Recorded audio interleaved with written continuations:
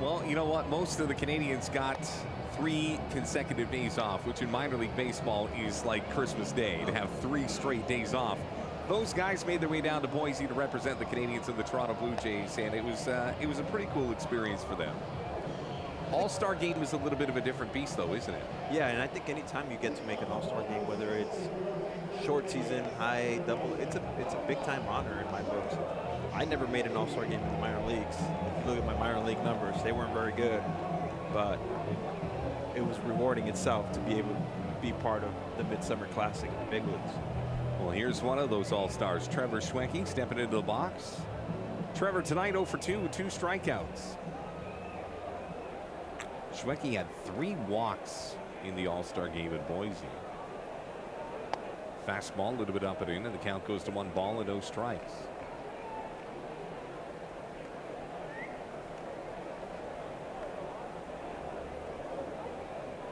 The right-hander still towing Matt Martin into his 3rd inning to work. There's a changeup in for a strike, and the count goes to 1-1. Here's another one from Robert Lutzko on social media. Ricky, as one of the great Jays pitchers, what advice would you have for a young pitcher like Alex Nolan? Continue to work ethic. That's the biggest thing for me. Do you have the work ethic, and do you want to get better every single day? Because that's the mentality I came in. Whether I had a rough outing or a good outing, there was always something to learn from it. And the advice I would give just any young pitcher in general is just that: continue to work and continue to be humbled in defeat and humbled in victory. And just, the game rewards guys like that, guys who are able to have that, to be self-driven. And if they do that, they can be successful in this game. Schwenke, 1 ball and 2 strikes, nobody out here in the bottom of the 6th. Everett's got the Canadians by the tail. They're up 10-0. 1-2 is a high drive into left field, and this might put the first run on the board. Warning track wall. See ya. Schwenke, the All-Star, put that one on top of the porch. And if you're going to open up the scoring, you might as well do it with style.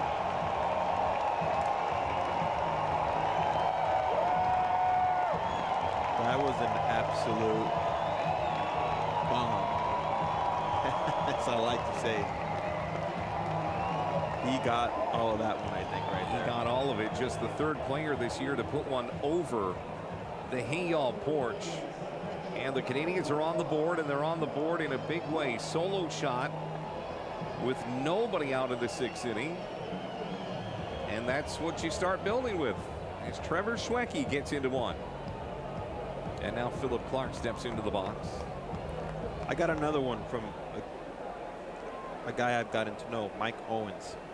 His question is, do you think John Schneider can someday be a major league manager? And what does it take, in your view, to be a successful major league manager? That's a good question. Question number 1, yes. Yes, because he's been successful at every level. And I think he's got, you know him too. You know him really well. And he's got the personality. He knows his players. And I think more than anything, his players respect him. And anytime you have those kind of qualities, I feel like you're going to be a good manager. And plus, the other thing, he was a catcher, so he understands the game. It's true. In addition to all that, and you can see Vladdy, Cavan, and Bo all migrate to him in the dugout, in the Blue Jays dugout. Mm-hmm. There is a magnetism about John Schneider that I don't think a lot of guys have. Yeah, and I think to answer his question, the second part of the question, it takes, to be a successful manager, I think more than anything, you have to get to know your players on a personal level.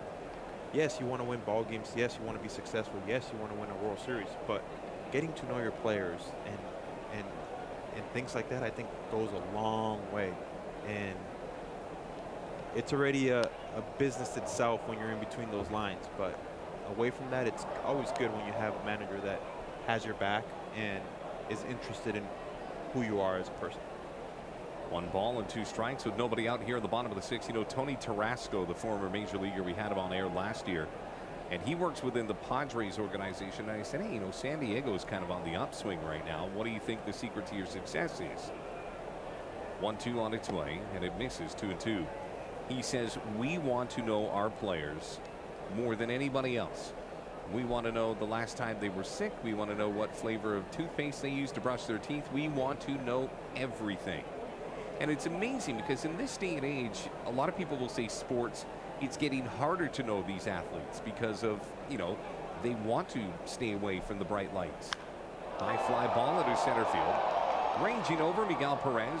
He'll wave off Marlowe, come down with a baseball for the first out here at the bottom of the sixth. So I guess how in this day and age, when it is getting harder and harder to learn about athletes, do organizations truly dig deeper to learn more about their players than ever before? I mean, it's almost like trying to put two batteries together. One's pulling away as you're trying to push the other one towards it.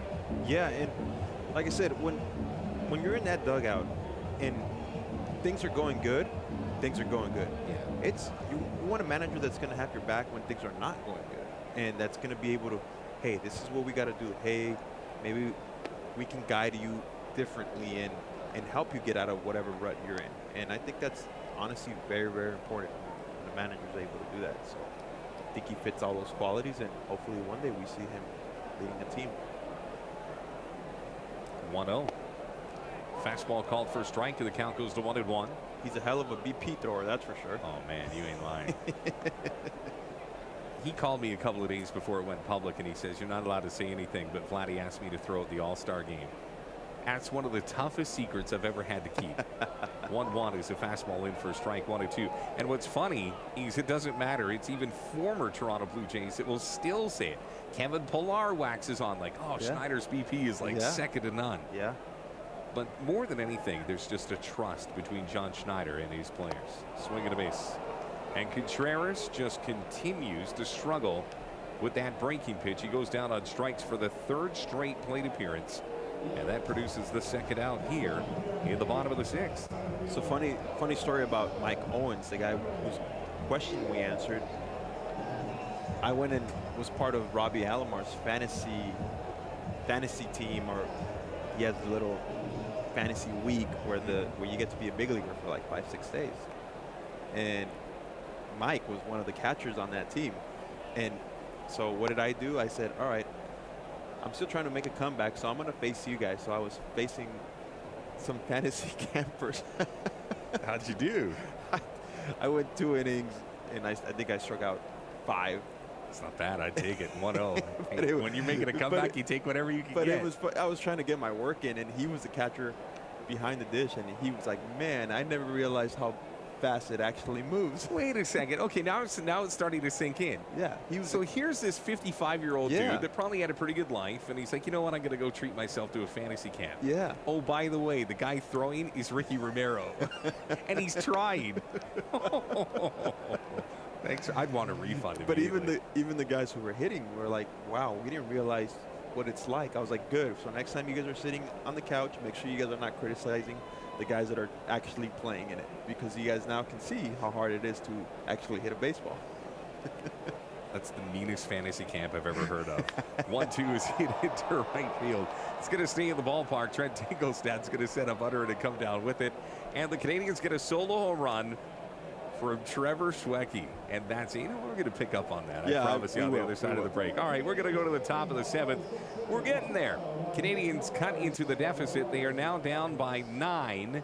And we will make our way to the top of the 7th on the other side of the break. It's 8-9-1. Binns, Perez, and Utah Jones taking on the third arm of the Canadians. We'll let you know who that is on the other side of the break.